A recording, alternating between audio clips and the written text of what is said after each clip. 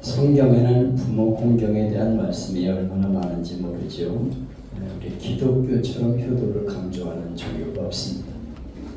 기독교가 우리나라에 처음 들어왔을 때 제사를 유교식으로 안 지낸다. 그래서 불교의 종교라고 오해를 받았습니다. 오해는 효에 대한 표현 방식이 동서양이 다르기 때문입니다. 동양에서는 장례식 절차, 기일 때 드리는 제사, 명절 때 드리는 차례, 성명, 형식을 통해서 부모에 대한 효를 표현합니다. 선교사들이 한국에 왔을 때 가만히 보니까 부모님 살아계실 때는 매일 수주정으로 속썩이더니 돌아가시니까 3년 동안 부모 옆에, 묘지 옆에 온막 짓고 그곳에 지나면 사람들이 야, 그 사람 효자다 칭찬을 했습니다. 서양 선교사들이 볼 때 이런 태도는 한참 잘못된 것이었습니다. 살아계실 때 불효하다 돌아가신 후 아무리 잘하면 뭐합니까?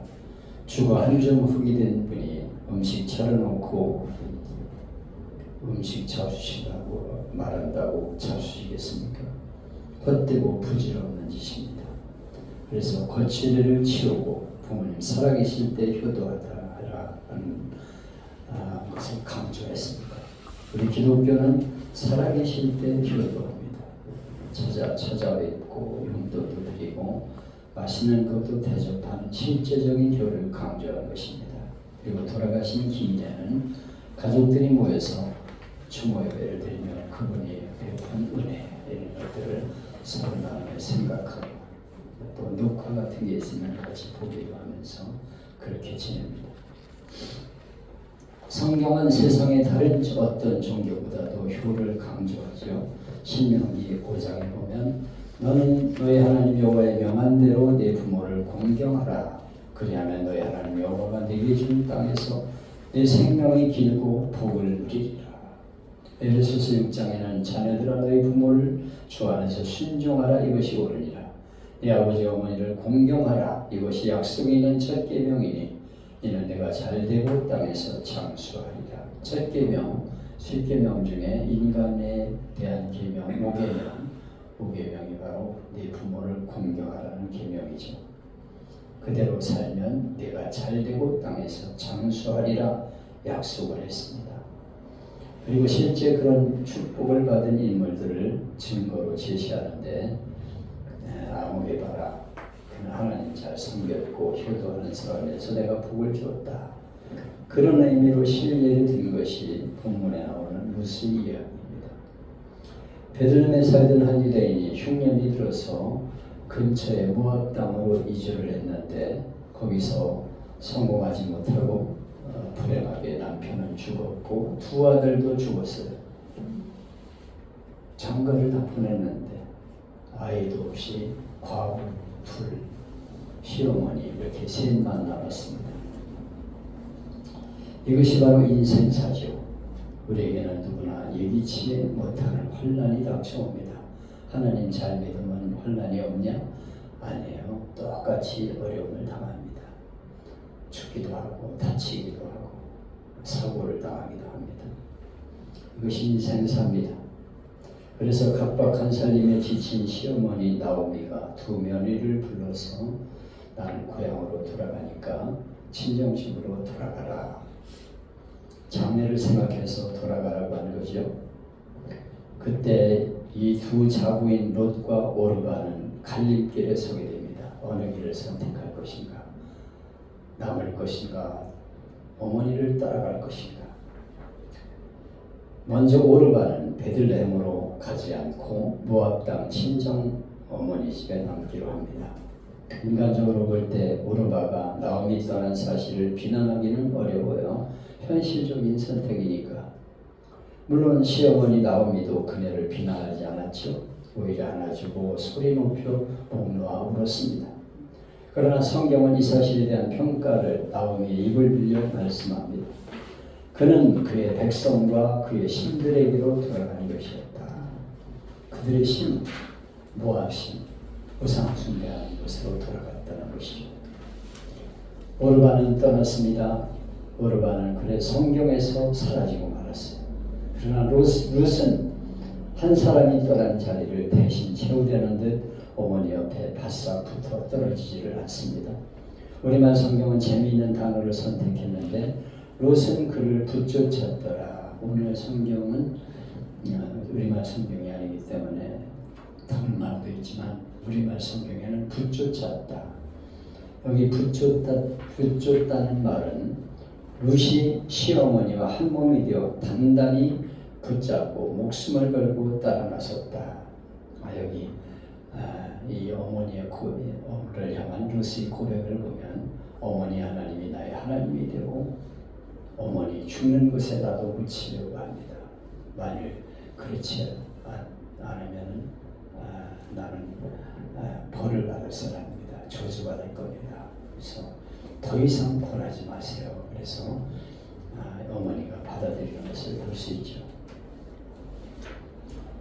나오미는 룻을 일컬어 한 번도 며느리라고 부르지 않았어요. 내 딸아, 내 딸아. 3장 1절에 보면 내 딸아, 내가 너를 위하여 안식할 곳을 구하여 너를 복되게 해야 되지 않겠느냐.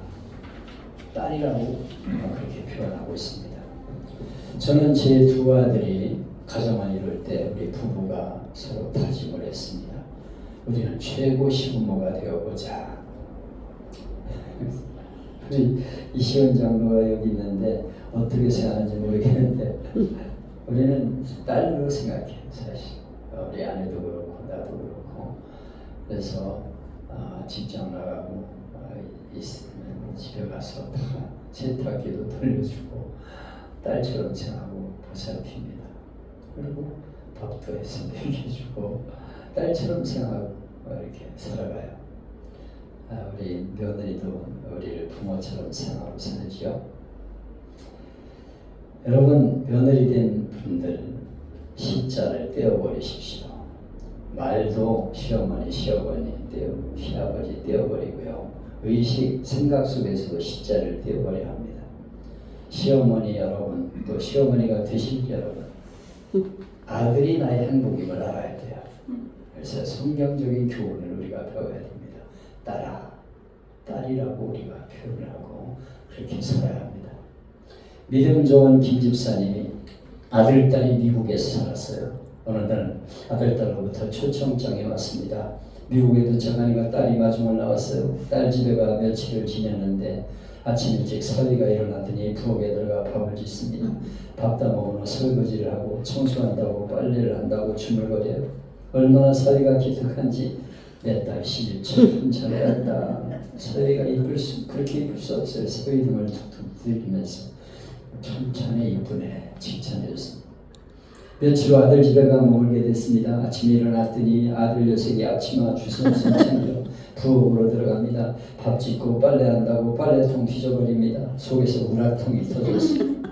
며느리를 불러다가 내 아들 그렇게 안 키웠다. 어디서 배워먹은 버르장말이야. 한참 나무라다 보니까 자기 꼴이 무섭더라는 거예요. 내가 이게 뭐냐. 딸하고 며느리하고 이렇게 태도가 이렇게 다르구나. 회개했대요. 여러분, 며느리를 친딸처럼 생각하시고 살아야 합니다. 따라합시다. 나는 세상에서 가장 좋은 시부모가 되어주겠다. 세상에서 가장 좋은 시부모가 되어주겠다. 다짐을 하고 얘기를 해야 돼요. 네. 아들과 며느리는 따라합시다. 나는 시부모님, 장모님을 친부모처럼 섬기겠다. 나는 시부모님, 장모님을 친부모처럼 섬기겠다. 입으로 말을 했으면 그대로 해야 돼. 친부모다 생각하고. 오늘 현대인들의 시각으로 보면 룻의 선택은 미련한 선택이죠. 어느 뭐로 봐도 희망은 없어요. 이건 비현실적입니다. 시어머니는 가능성이 전혀 없어. 늙은 가난뱅이 여자. 의지할 부분이 없습니다. 그럼에도 룻은 시어머니를 선택했어요. 그녀를 봉양하기 위해 매일 보리밭으로 들어가 이삭 주워와서 시어머니를 봉양합니다. 그렇지만 그녀의 선택은 룻의 운명을 송두리째 바꿔놨습니다. 세상 것을 포기하며 하나님을 택한 룻에게 하늘의 신령한 복과 세상의 것들을 채워주셨습니다. 아멘. 부자 보아스라는 신랑을 만나 다윗의 할아버지가 되고 메시아이신 예수님의 조상에 이름이 올라갑니다. 아멘. 루스의 이름이 예수님의 족보에 올라간다니까. 루스는 그렇게 족보에 올라가는 여인이 되었어요. 만고의 효부가 받는 축복의 모델이 되었습니다. 여러분, 효도는 때가 있습니다. 지나면 다 후회막급이에요. 어버이 살아실제 섬기기 다하여라. 한번 가신 후에 애달다 오해하리. 생전에 고쳐 못할 일 이뿐인가 하노라. 어버이를 잃고 서러워하는 송강 정철 선생의 시입니다. 반중 조음감이 고와도 보이나니 품음직하다마는 부모가 반길이 없으니 이를 서러워하노라. 내 아버지 내 어머니 홍시 좋아했는데 잘 익은 홍시를 손에 들고 달려가서 드리고 싶지만 이제는 가져가도 반길이 없으니 슬프다는 박인노의 조음시입니다. 잠깐 지나가는 인생인데 참 지나가면 후회뿐이에요. 우리 어머님한테도 내가 좀 더 잘했을까, 우리 장모님한테 잘했을까, 우리 하늘을 가끔 울어. 우리 부모님, 친정 부모님한테 너무 잘못했다. 교대 다니면서 교사하면서 찾아가 뵙지 못해서 군산까지 내려가려는데 쉬는 날이면 내려가 뵈야 되는데 우리 어머님이 싫어해요. 시어머니 눈치 보느라고 찾아가지 못했습니다. 그때 내가 보냈어야 되는데, 당신 가, 그걸 보냈어야 되는데 왜 그걸 못했을까? 우리 어머님이 할 성질이 아주 대단하거든요. 그래서 눈치 보고 내가 감싸가지고 보냈어야 되는데 왜 그랬을까? 바보짓이었구나 하는 생각을 해요. 참 잘못했다 이런 생각이 들어요. 효도는 해도 끝이 없죠. 누가 부모에게 효도했다 이렇게 말할 수 있겠습니까? 부모님께 받은 사랑과 은혜 생각하면 우리의 효도는 너무 부족하죠. 최고의 효도는 무엇입니까? 부모님을 전도해서 예수 믿고 천당 가게 하는 일이에요.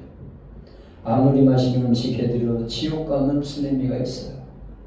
어떻게든지 부모님을 전도해서 천국 가게 해야 됩니다. 무슨 방법을 쓰든지, 용돈을 드리든지 맛있는 걸 대접하든지 같이 교회 나갑시다. 예수 믿읍시다. 장인 장모 다 구원해야 됩니다. 여러분, 이미 나는 부모님이 돌아가셔서 어쩔 수 없습니다 이렇게 말하면 안 돼요. 주위에 있는 어른들을 공경하면 돼요. 그것이 효도입니다. 그러면 하나님이 복을 주십니다.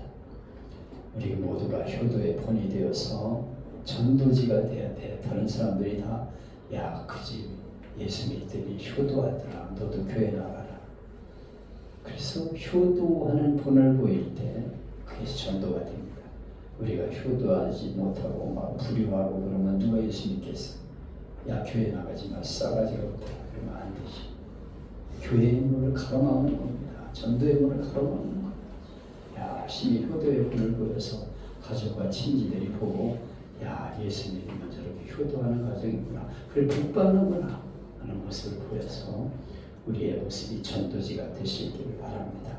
그래서 부모를 공경함으로 약속하신 축복을 받아 누리기를 주님의 이름으로 축복합니다. 아멘.